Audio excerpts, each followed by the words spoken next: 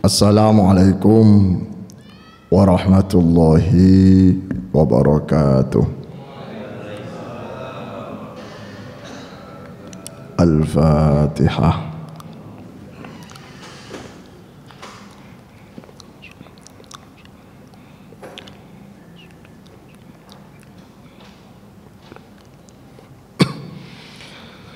Bismillahirrahmanirrahim. Alhamdulillahi rabbil alamin. Allahumma salli wa sallim wa barik ala sayyidina maulana Muhammad wa ala alihi wa sahbihi ajma'in. Qala rabbi shrah li sadri wa yassir li amri wahlul 'uqdatam min lisani yafqahu qawli. Qalu subhanaka la ilma lana illa ma 'allamtana innaka antal alimul hakim. Shadaqallahu azim. Amma ba'du. Faqala al-mu'allif rahimahullahu ta'ala wa nafa'ana bihi wa bi 'ulumihi fid dharain amin. Bapak Ibu hadirin rahimakumullah. Niki sehat sedaya nggih. Nah, kalau enggak pakai kacamata enggak jelas. Setelah pakai jelas. Alhamdulillah, malam ini kita lanjutkan kajian hadis menggunakan panduan kitab Riyadhus Shalihin. Kita sampai pada hadis Sahih Al-Bukhari dari sahabat Abi Bakrah Nufai' bin Al-Harith Al-Thaqafi. Jadi ada seorang sahabat yang bernama Nufai' bin Al-Harith, gelar kunyahnya Abu Bakr. Jadi kalau nama diawali dengan kalimat Abu, Ummu, Ibnu, itu namanya kunyah. Bahasa Indonesianya gelar juga, bukan lakob. Lakob itu semacam apa ya, julukan untuk seseorang dengan satu kalimat yang tidak diawali dengan kata abun au ummun au ibnon. Contoh, kalau di pondok itu ada orang yang suka tidur, biasa dikasih julukan terong. Terong. Kenapa? Karena orang kalau sudah makan terong gak inget kenyang, Pak. Terus gak ada kenyangnya, sampai ukurannya bukan selesai tapi habis. Kalau makanan satu talam itu habis, selesai. Sepanjang makanan masih ada, terus lanjut.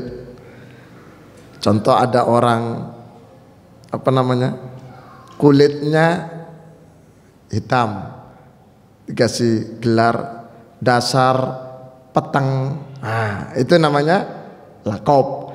Tapi kalau Abu, Umun, seperti orang Jawa biasanya namanya Santo, anak pertamanya namanya Muhammad. Biasa Santo berubah menjadi Pak Muhammad. Gimana Pak? Ibu Santi, anak pertama namanya Muhammad, namanya Bu Santi. Atau tadi Pak Santo punya istri Santi, maka Santi biasa dipanggil Bu Santo. Gimana Pak? Dulu waktu SBY punya istri namanya Ani, kemudian Ani dipanggil Bu Ani Yudhoyono atau Bu Yudhoyono, Bu Jokowi. Ngeten lho Pak. Jenengan asmane sinten? Masih? Punya istri berapa? Oh, satu. Maka istrinya namanya Bu Iwan. Itu namanya kunyah. Bahasa Indonesianya tetap lakob. Anna Nabiya sallallahu alaihi wasallam, satuhuni Nabi Muhammad sallallahu alaihi wasallam, sallallahu mugi-mugi paring rahmat sapa Allah alaihi ngatasi Nabi Muhammad wasallam, lan mugi-mugi paring keselamatan sapa Allah ing Nabi Muhammad. Qala dawu sapa Nabi Muhammad, dawuhipun Rasulullah, idzal taqal muslimani bisayfihima, idzal taqa ing dalem takalene ketemu al muslimani sapa wong Islam loro, muslim ketemu muslim, bisaifihima dengan pedangnya. Perang itu carok. Fal qatil moko utawi wong kang mateni berarti yang menang, yang hidup. Wal maqtulu lan wong kang den pateni berarti sing kalah alias mate finnari iku tetep ing dalem neraka. Lah ana wong gelut tengkar carok masalah pilkades, yang menang ataupun yang kalah neraka, yang hidup atau yang mati neraka. Rebutan masalah apa? Jabatan, rebutan masalah cewek, warisan, rebutan masalah lahan, rebutan masalah kawasan parkir, sampai carok paten pinaten, baik yang dipateni ataupun yang mateni, yang hidup ataupun yang mati sama-sama masuk neraka kata Rasulullah. Sahabat bingung, Pak. Kalau yang mateni kan jelas dosa besar, mateni wong. Jelas. Sahabat tanya, qultu. Sahabat Abu Bakar tanya, ya Rasulullah. Jadi cara bacanya ya Rasulullah. Seperti orang serakalan itu, Pak.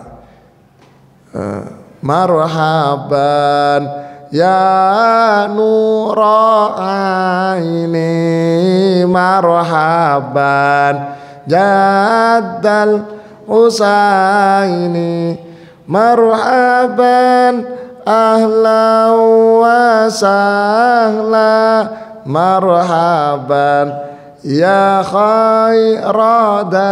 Jadi fathah ya Rasulullah, ya Habiballah. Ya Rasulullah, wahai Rasulullah, kata sahabat Abu Bakar, hadzal qatil, oke, yang matenin rokok Rasul. Fama balul maqtul, tapi bagaimana dengan orang yang mati itu? Wis kalah neraka, wis dipateni sik neraka. Sahabat tanya, Pak. Faqalah, Nabi menjawab, innahu kana harisan ala qatli sahibihi. Innahu sa'atuhu ni maktul, yang mati itu kana harison aslinya juga pengen membunuh. Sebenarnya yang mati itu aslinya pengen mateni juga, cuma nasibnya gak mujur. Wis napa? Bawa parang, Pak. Niat mateni. Ternyata musuhnya bawa pistol. Jadi belum dekat sudah ditembak, mati duluan. Kan ada ceritanya, Pak. Ada orang cemburu. Akhirnya apa? Mangkel. Cerai, suami istri cerai. Ini saya cerita ojo ditiru, Pak. Ojo ditiru. Suami istri cerai. Biasanya kalau tradisi jahiliyah, walaupun istri itu sudah dicerai, itu gak boleh diutik-utik, gak boleh dinikahi oleh siapapun saja. Itu zaman jahiliyah. Saya tidak menyebutkan kawasan mana saja, Pak. Jadi kalau ada orang sini sudah cerai dengan istrinya, istrinya mau nikah kok marah, berarti dia hidup di zaman jahiliyah. Ada nggak? Dekat? Oh Pantura. Sallu ala Nabi Muhammad. Maka ini kasus. Akhirnya ini nikah dengan orang lain, dengan laki-laki, Pak. Yang ini marah, Pak. Cemburu. Cemburu tapi dipegat. Kan aneh, Pak ya? Wong namanya sayang berarti gak boleh dipegat. Walaupun istrinya suka nini, apa ya? Cerewet, semestinya bersyukur. Karena ujian mental. Akhirnya apa? Karena cemburu bawa teman Pak, gawa parang dua-duanya. Memang niat mateni suaminya mantan, diparani nang umai. Nah suaminya ini sedang cuci-cuci. Kenapa kok suaminya cuci-cuci? Karena mantan istrinya itu memang nggak pernah nyuci, nggak pernah masak, nggak pernah ngepel. Pokoknya ratu lah, ratu. Suaminya nyuci-nyuci Pak. Dua orang yang ingin membunuh itu datang, langsung nantang. Ini kan tenang-tenang Pak, nggak ngerti apa-apa. Seret ini. Allahu Akbar. Karena orang kaget Pak. Namanya orang kaget. Kaget langsung juga ambil parang. Dua-duanya mati Pak. Yang tadi ingin membunuh ternyata terbunuh. Karena dari refleksnya orang yang tidak sadar tadi. Makanya orang itu kan dilarang untuk ngaget-ngageti loh Pak. Ngerti ngageti Pak? Terkadang wah, khawatir nanti bawa parang kena tebas. Nah kaget Pak. Lah bagaimana hukumnya? Ya sama saja. Wong namanya membunuh tetap neraka. Pun innahu kana harisun ala qatli sahibihi, karena dia ingin sekali membunuh temannya, bukan temannya, musuhnya itu, tetapi karena nasibnya kalah. Nah nunsewu, orang membunuh itu minal kabair, dosa besar Pak. Makanya taubatnya orang membunuh itu dibunuh, alias hukuman pancung. Dulu pancung ini lah, gantung Pak. Seperti di Malaysia. Di Malaysia itu masih Pak, digantung Pak. Jadi kalau ada orang masuk gedangan ingin dipancung ke Malaysia Pak. Kalau di Arab bukan pancung Pak, tebas, tes lehernya itu Pak, tek.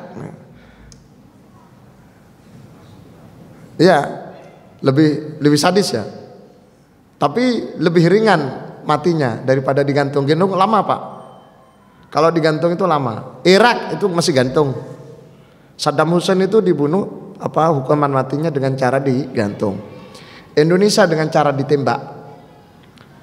Ada 15 penembak jitu, sasarannya sama, tembaknya 15, tapi yang ada pelurunya 1. Tidak dikasih tahu tembak yang mana yang ada pelurunya, sehingga semua eksekutor itu harus ininya harus ditarik Pak. Kalau ada yang satu yang tidak ditarik karena keweden, kebetulan yang nggak ditarik itu ada pelurunya, maka yang dihukum mati nggak mati Pak, pasti ketahuan dan akan kena sanksi. Nah itu di Indonesia. Nah, apakah membunuh itu tidak ada taubatnya? Ada, tapi berat. Dulu ada seorang budak berkulit hitam, namanya Wahsy. Kenal Pak? Wahsy. Wahsy itu budaknya Hindun. Hindun itu suaminya terbunuh dalam perang Badar. Oleh siapa? Oleh Sayyidina Hamzah. Suaminya Hindun, saudaranya Hindun, keluarganya Hindun itu terbunuh ketika perang Badar, dibunuh oleh paman dan Nabi Muhammad namanya Sayyidina Hamzah bin Abdul Muthalib.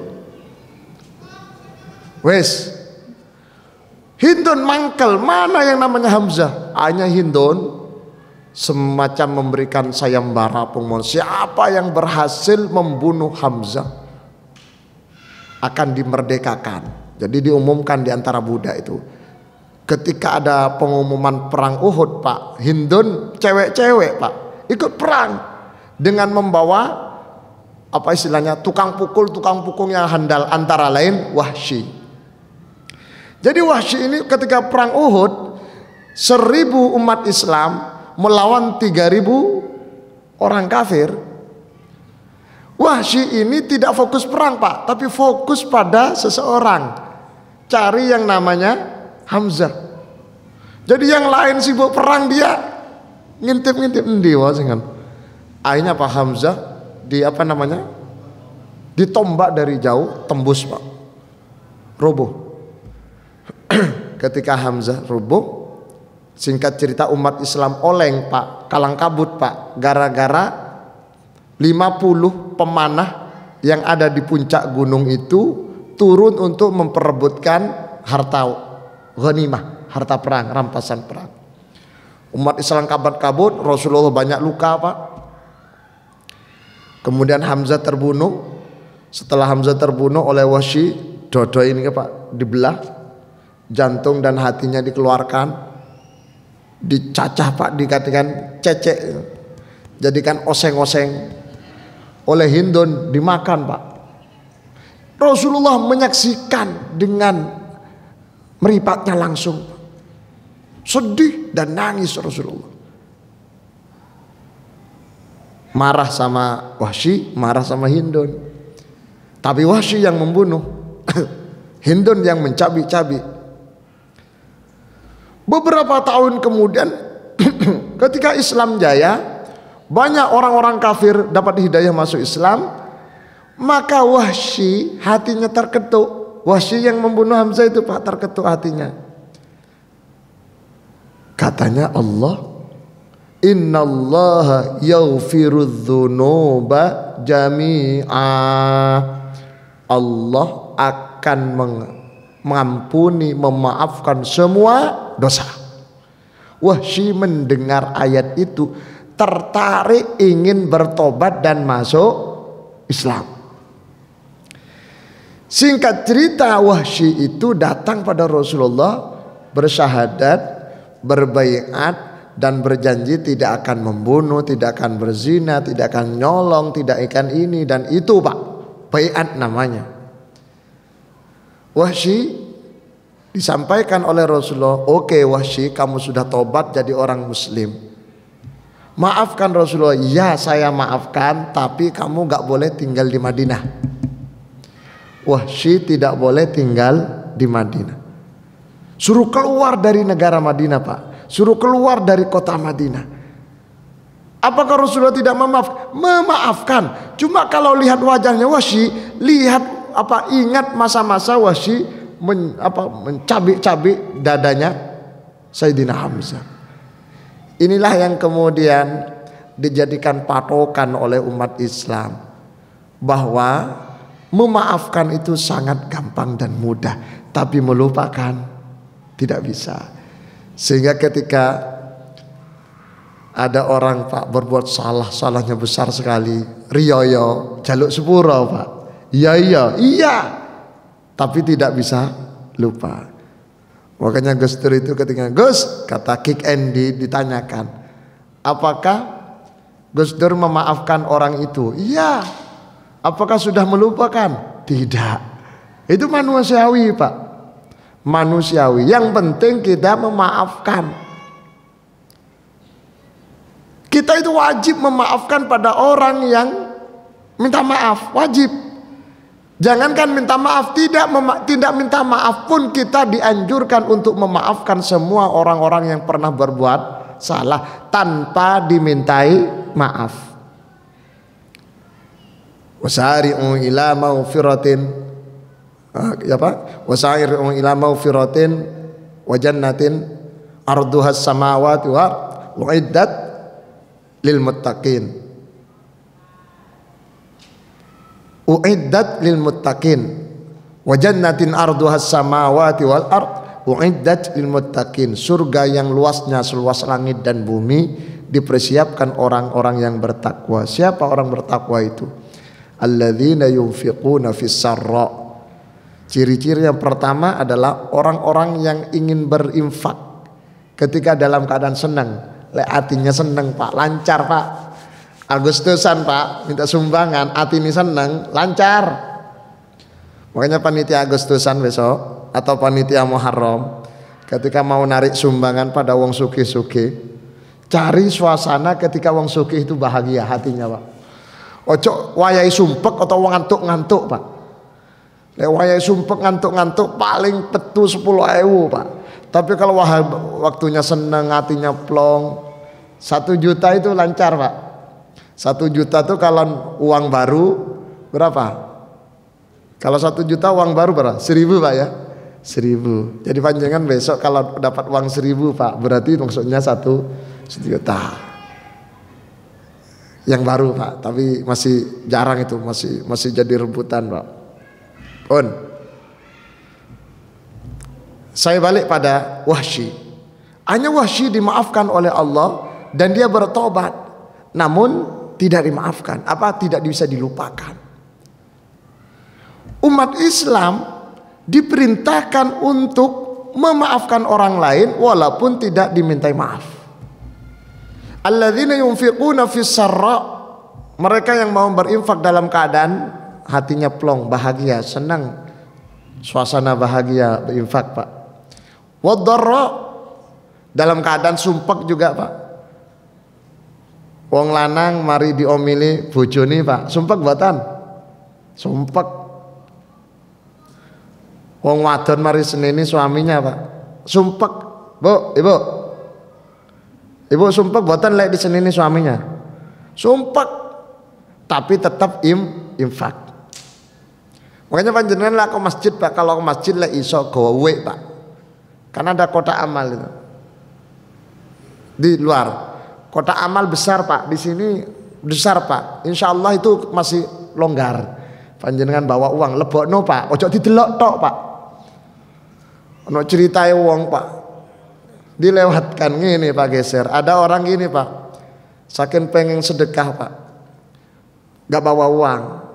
Gak punya uang, ingin sedekah, Pak. Akhirnya senyum di depan kotak, Pak. Kotak amal itu senyum. Kan senyum bagian dari sedekah. Biar dapat sedekah senyumnya, biar dapat sedekah depan kotak jadi amal, Pak. Pokoknya ada orang lewat di depan kotak senyum gini, Pak. Gini. Itu kan senyum paksaan itu. Yang dimaksud senyum sedekah atas at-tabassumu minas shadaqah, senyum bareng sedekah itu ketika alami. Dengan disapa orang, senyum, Pak, ojo mencucung, Pak. Mboten Ustaz, iki model saya memang begitu. Oh, panjenengan enggak ngaro. Minang wajahnya wajah ngamuk, Pak. Karena ada orang itu wajahnya memang wajah ngamuk, Pak. Pun alladzina yunfiquna fis sarra'i wad-dharra'i wal kadhiminal ghaidha. Orang yang bertakwa yang dijanjikan surga mereka adalah yang suka bisa menahan amarah. Tipenya manusia itu ada 2, Pak. Ada orang yang gak iso marah, gak iso ngamuk. Contoh, model gubernur Jawa Barat, siapa itu?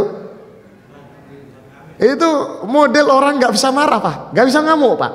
Mohon maaf, bukan kampanye, gak bisa marah, tipologinya, Pak. Ada yang orang yang suka meledak-ledak, wow, model Ahok. Nyun sewu, Pak.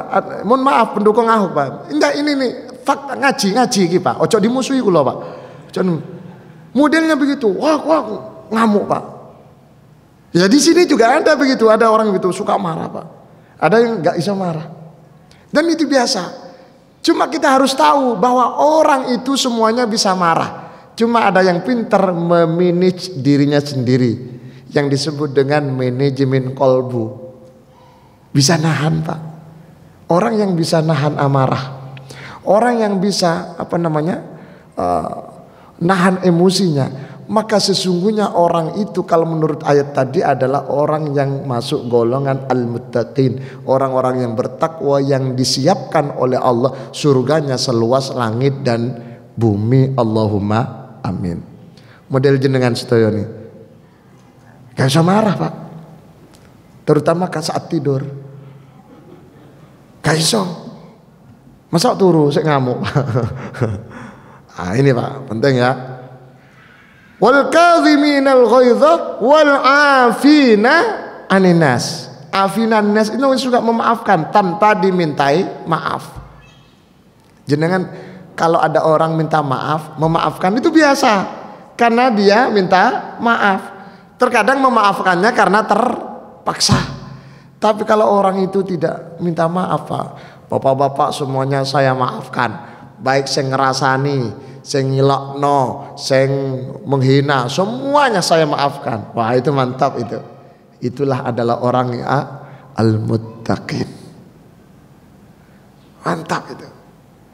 Tapi sulit, Pak. Tak titeni yo. Wah, wis lek ngomong tak titeni berarti orang itu sudah ada pendendam. Sulit memaafkan. Lek ngeten niku lanang napa wadon? Oh, lanang wadon, luru karo-karo nih. Tapi sanes tiang mriki jamaah Masjid Ar-Raudhah insyaallah boten. Kalau ningali wajah jenengan nilai wajah-wajah surga, Pak. Surga dunia. Seneng-seneng kalau dikasih hiburan. Pun. Baik, selesai hadis Sahih Al-Bukhari, lanjut pada hadis berikutnya. Sebelumnya kita buka pertanyaan. Sampai beberapa bulan nggak pernah ada pertanyaan karena waktunya keburu habis. Silakan yang mau tanya. Silakan, Mbak. Siap.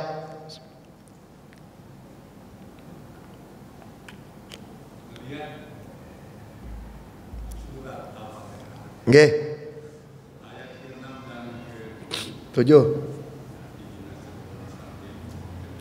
Hah?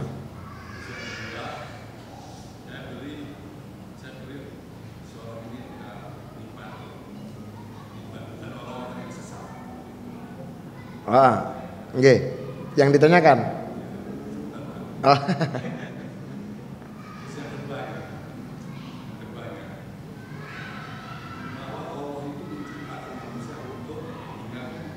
Tinggal di bumi.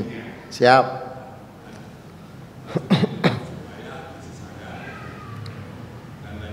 Nggih.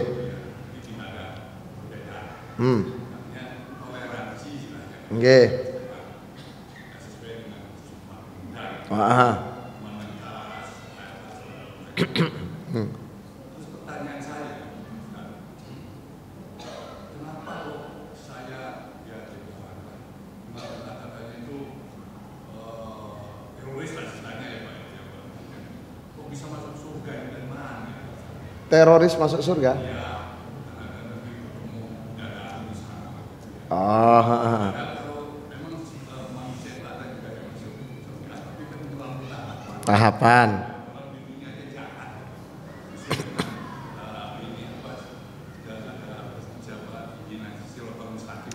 Nggih.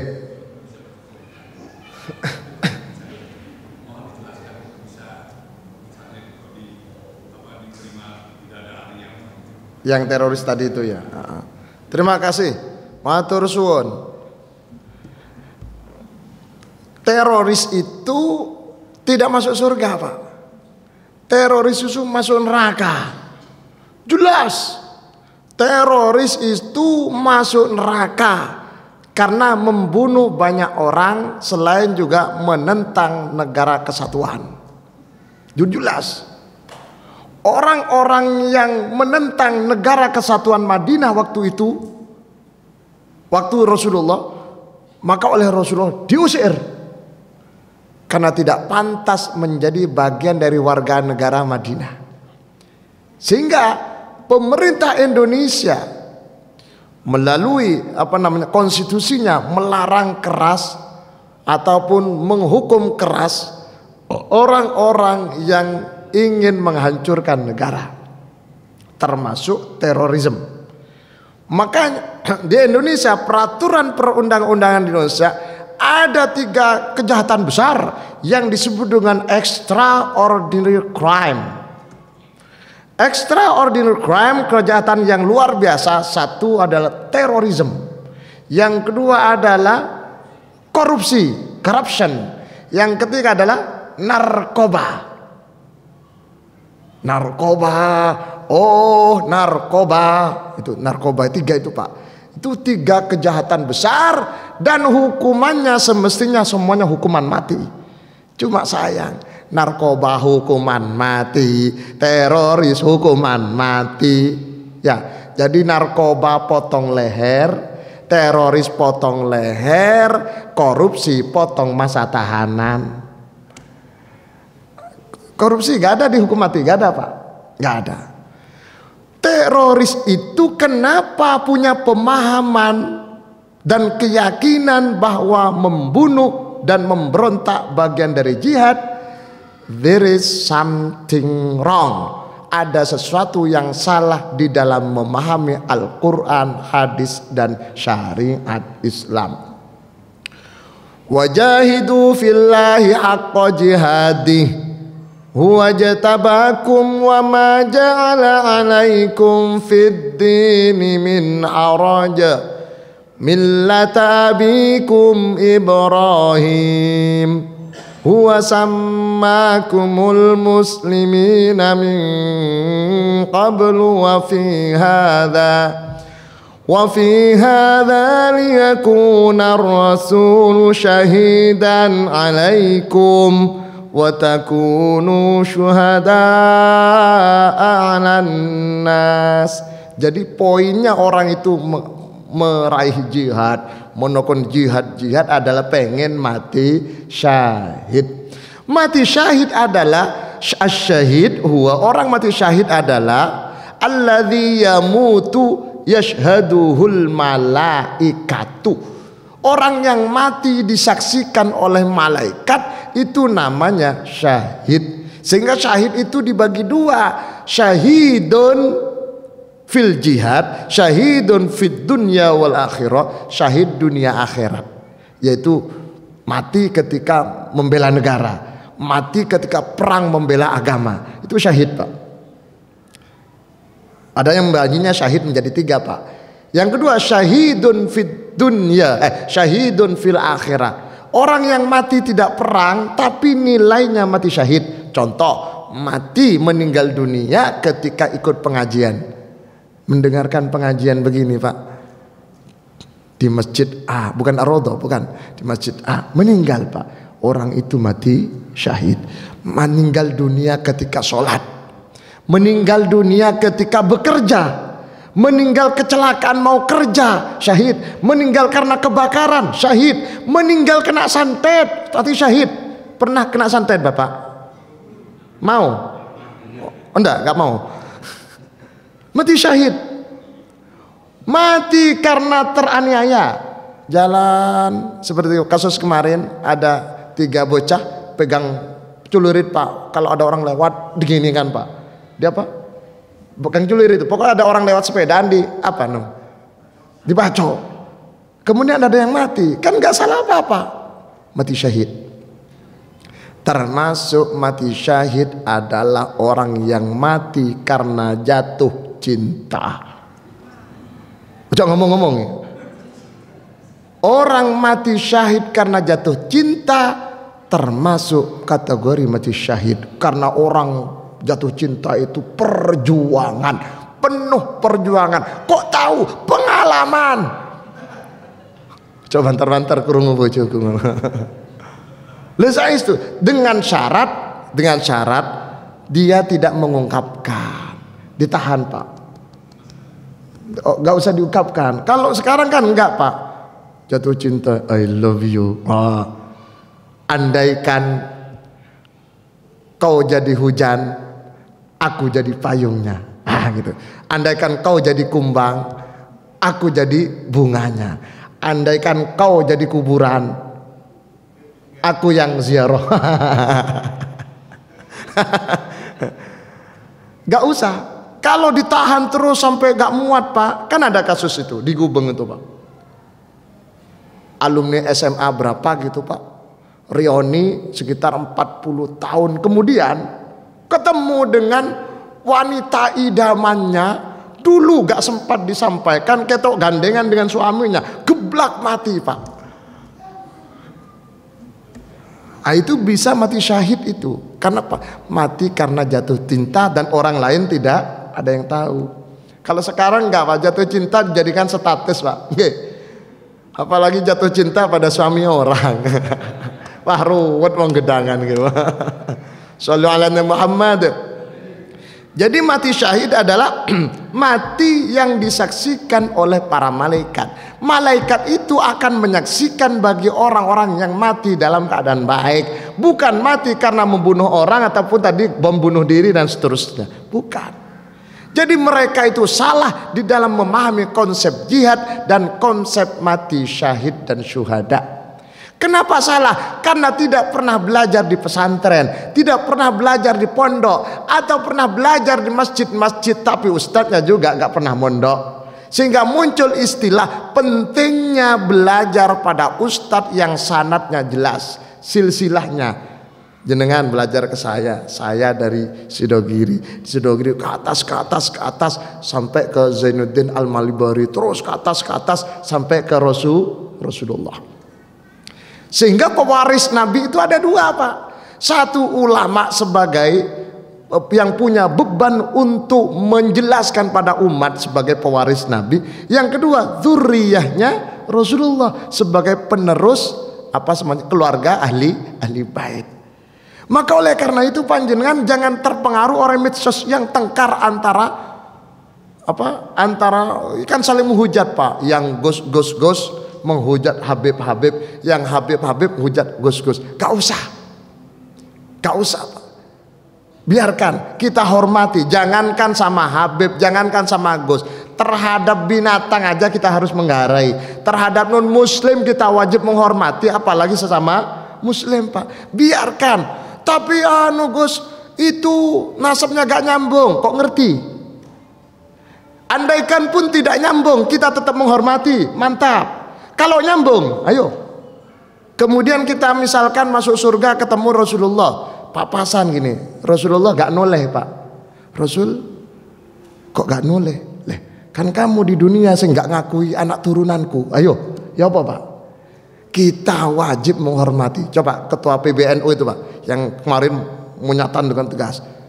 NU, mohon maaf, Pak, ini kan cerita. NU mulai dulu sudah merasakan nikmatnya barokahnya dzurriyyah Rasulullah, barokahnya ulama, barokahnya turunan Rasulullah. Tapi kan ada yang tidak baik. Jangan melihat yang tidak baik, lihat yang baik.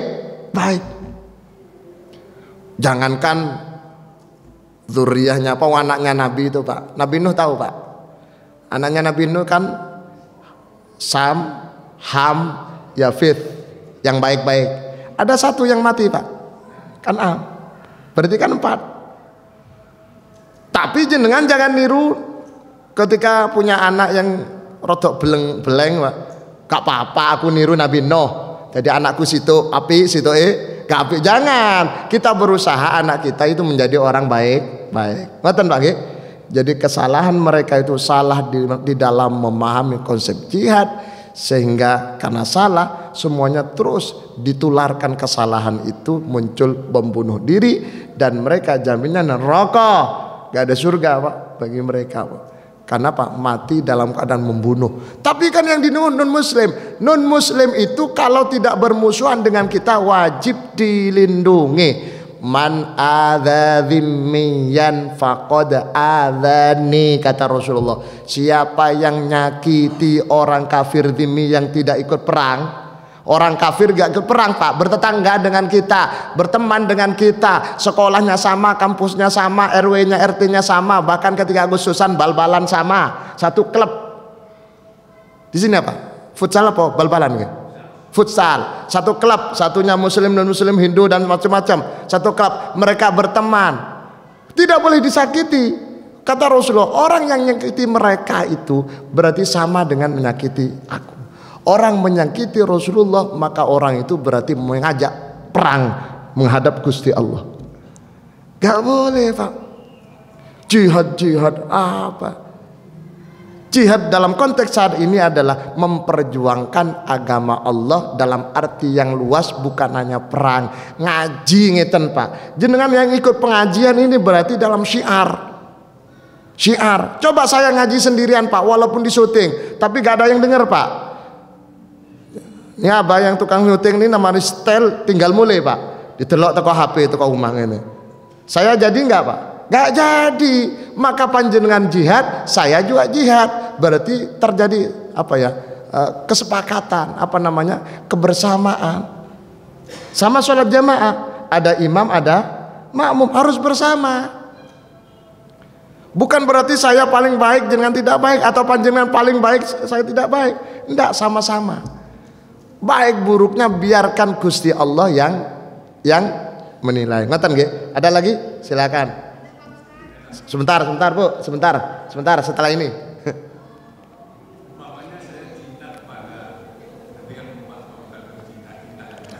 Oh, tertarik juga ya? Masih bisa Pak ya? Oh. Si A. Tapi si A itu perempuan ya?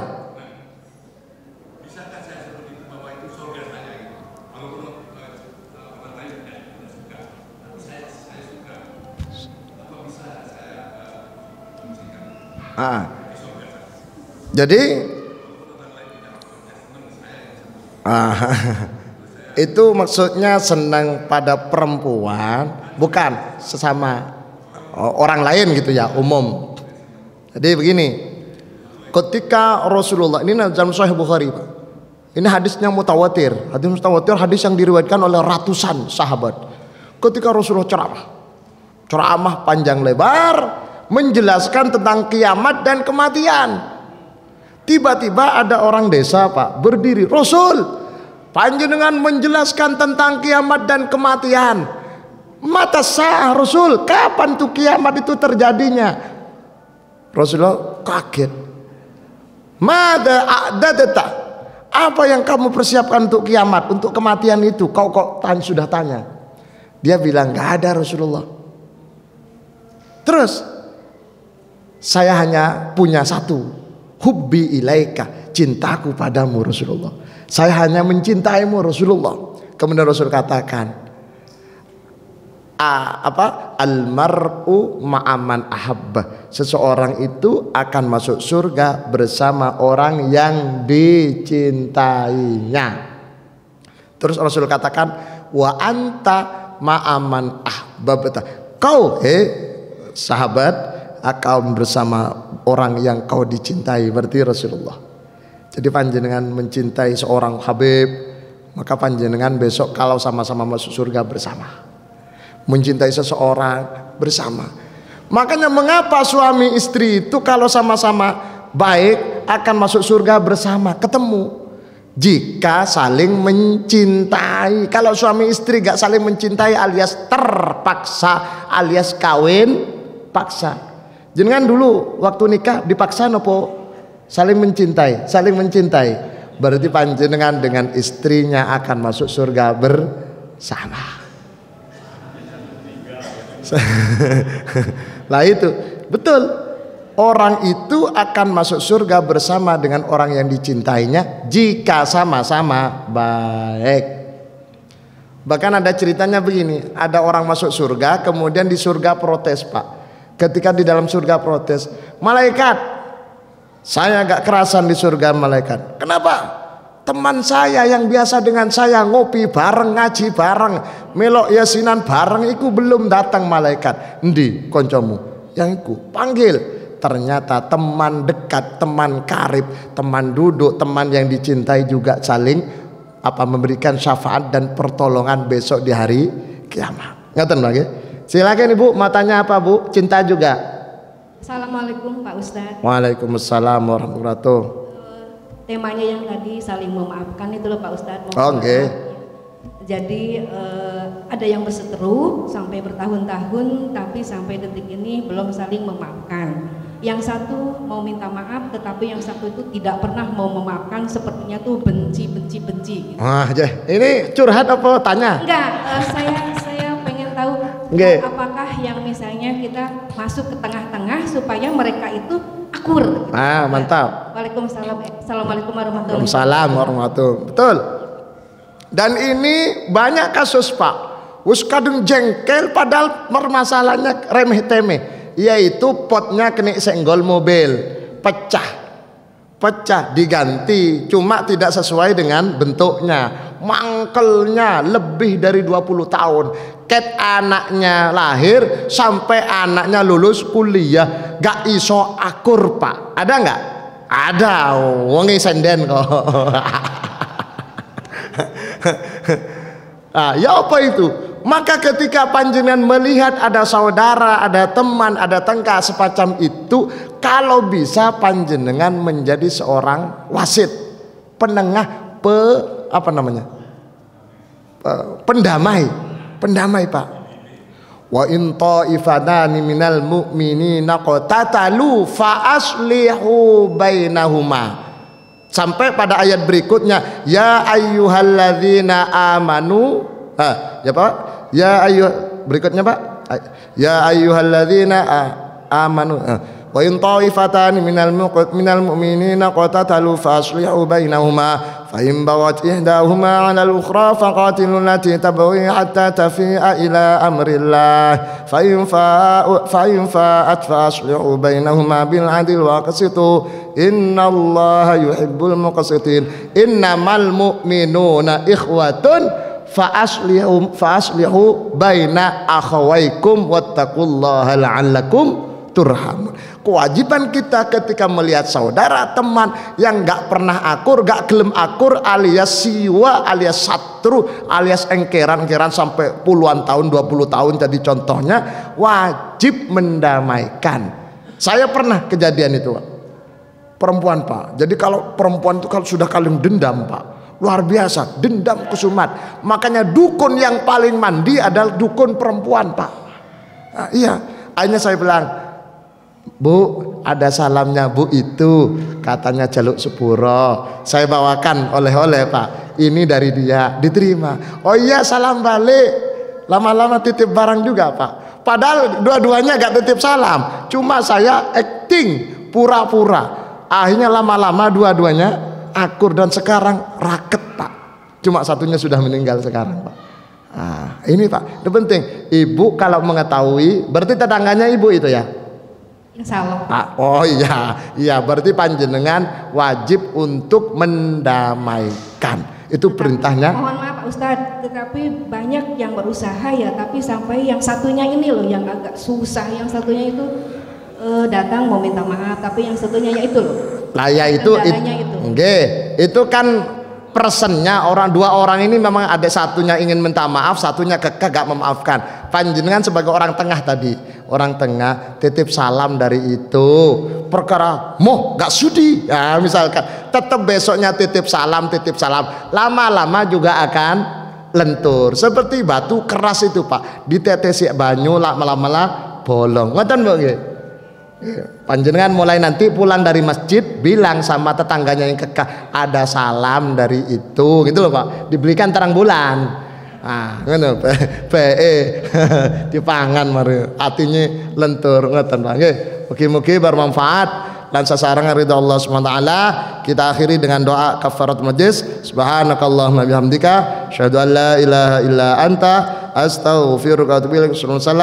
Walhamdulillahirabbil alamin. Assalamualaikum warahmatullahi wabarakatuh.